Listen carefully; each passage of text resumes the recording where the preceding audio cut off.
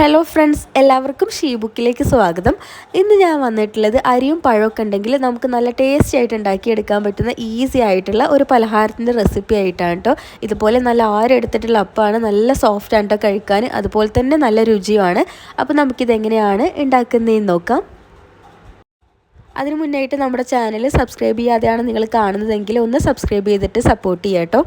അപ്പോൾ ഇതാ നമ്മുടെ റെസിപ്പിയിലേക്ക് പോവാം. ഇതിനായിട്ട് ഞാനിവിടെ 250 ml കപ്പിൽ 1 കപ്പ് പച്ചരിയാണ് എടുത്തിട്ടുള്ളത്. 2 മണിക്കൂർ വെള്ളത്തിൽ കുതിർത്തി എടുത്തതാണ്.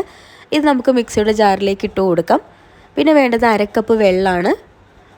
വെള്ളം ഒഴിച്ചിട്ട് ഇതിലേക്ക് 2 ടേബിൾ സ്പൂൺ ചോറാണ് കേട്ടോ ചേർത്ത് കൊടുത്തിട്ടുള്ളത്. എല്ലാം കൂടി നന്നായിട്ട് നല്ല സ്മൂത്തായിട്ട് ഒട്ടും കട്ടയില്ലാതെ തരിയൊന്നും ഇല്ലാതെ അരച്ചെടുക്കണം. അപ്പോൾ ഇതുപോലെ അരച്ചിട്ട് വേറൊരു ബൗളിലേക്ക് മാറ്റാം. ഇനി ഇതിലേക്കുള്ള ശർക്കര പാനി റെഡിയാക്കി എടുക്കാം. അതിനായിട്ട് ഒരു പാത്രത്തിലേക്ക് 3 അച്ച് ശർക്കര എടുത്തിട്ടുണ്ട്. അതിലേക്ക് 3/4 കപ്പ് വെള്ളം ഒഴിച്ചിട്ട് നല്ലപോലെ മെൽറ്റാക്കി എടുക്കാം കേട്ടോ. അപ്പോൾ ഇത് മെൽറ്റായി വന്നിട്ടുണ്ട്. ഇതൊരു ഗ്ലാസ്സിലേക്ക് ഞാൻ മാറ്റിയിട്ടുണ്ട് കേട്ടോ, അരിച്ചിട്ടാണ് മാറ്റിയിട്ടുള്ളത്. ഇനി നല്ല തിളച്ച ഈ ഒരു ശർക്കര പാനി നമ്മൾ റെഡിയാക്കി വെച്ചിട്ടുള്ള മാവിലേക്ക് കുറേശ്ശെയായിട്ട് ഒഴിച്ചു കൊടുത്തിട്ട് മിക്സ് ചെയ്തെടുക്കാം. അപ്പോൾ നല്ല തിളച്ച നല്ല ചൂടുള്ള ശർക്കരപ്പാവാണ് കേട്ടോ എടുത്തിട്ടുള്ളത്.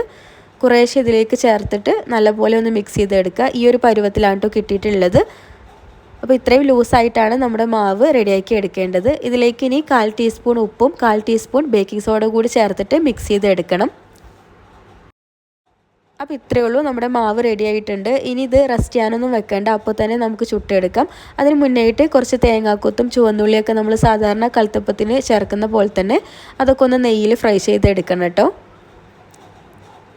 പിന്നെ സ്പെഷ്യൽ ഇൻഗ്രീഡിയൻ്റ് ആയിട്ട് ഞാനിതിലേക്ക് പഴം ചേർത്ത് കൊടുക്കുന്നുണ്ട്. ഇന്ന് നമ്മൾ പഴം ചേർത്തിട്ടുള്ള കൽത്തപ്പമാണ് ഉണ്ടാക്കിയെടുക്കുന്നത്. അപ്പോൾ ഇതിനായിട്ട് നല്ലോണം പഴുത്തിട്ടുള്ള ഒരു വലിയ നേന്ത്രപ്പഴം ഇതുപോലെ കട്ട് ചെയ്തെടുത്തിട്ടുണ്ട്. അത് നെയ്യിലൊന്ന് വാട്ടിയെടുക്കാം. ഇനി കുഴിയുള്ളൊരു പാനിൽ കുറച്ച് ഓയിൽ ഒഴിച്ച് ചൂടാക്കി എടുത്തിട്ട് അതിലേക്ക് ഒരു തവി മാവ് ഒഴിച്ചു കൊടുക്കാം കേട്ടോ. ഈ മാവിൻ്റെ മുകളിൽ നമ്മൾ വാട്ടിയെടുത്തിട്ടുള്ള പഴവും അതുപോലെ തന്നെ നെയ്യിൽ ഫ്രൈ ചെയ്തെടുത്തിട്ടുള്ള തേങ്ങാക്കൊത്തും ചുവന്നുള്ളിയൊക്കെ ഇങ്ങനെ ഒന്ന് ഇട്ട് കൊടുക്കാം കേട്ടോ. ഇപ്പോൾ ഹൈ ഫ്ലെയിമിലാണ് കേട്ടോ ഉള്ളത്. ഇനി ഇത് അടച്ച് വെച്ചിട്ട് ലോ ഫ്ലെയിമിലേക്ക് മാറ്റിയിട്ട് കുറച്ച് സമയം നമുക്കിതിനെ വേവിച്ചെടുക്കാം. പെട്ടെന്ന് തന്നെ കുക്കായി കിട്ടും കേട്ടോ. നല്ലപോലെ ആരൊക്കെ എടുത്തിട്ടുള്ള നല്ല സോഫ്റ്റ് ആയിട്ടുള്ള അപ്പമായിട്ട് നമുക്കിത് ഉണ്ടാക്കിയെടുക്കാൻ പറ്റും. അപ്പോൾ ഇങ്ങനെ കുഞ്ഞു കുഞ്ഞു അപ്പമായിട്ടാണ് ഉണ്ടാക്കിയെടുത്തിട്ടുള്ളത്. നല്ല ടേസ്റ്റാണ് കേട്ടോ കഴിക്കാൻ. കാണുമ്പോഴും നല്ല അടിപൊളിയാണ് കേട്ടോ. കുട്ടികൾക്കൊക്കെ ഒരുപാട് ഇഷ്ടമാവും. അപ്പോൾ പഴമൊക്കെ ചേർത്തിട്ട് ഈ ഒരു രീതിയിൽ അപ്പം ഉണ്ടാക്കി നോക്കുകയാണെങ്കിൽ നല്ല ടേസ്റ്റാണ് കഴിക്കാൻ. നിങ്ങൾ എന്തായാലും ഒന്ന് ഉണ്ടാക്കി നോക്കണം. നല്ലോണം ആരെടുത്തിട്ടുണ്ട് കേട്ടോ. നമ്മൾ സാധാരണ കൽത്തപ്പത്തിനേക്കാളും ആരെടുത്തിട്ടുണ്ട്.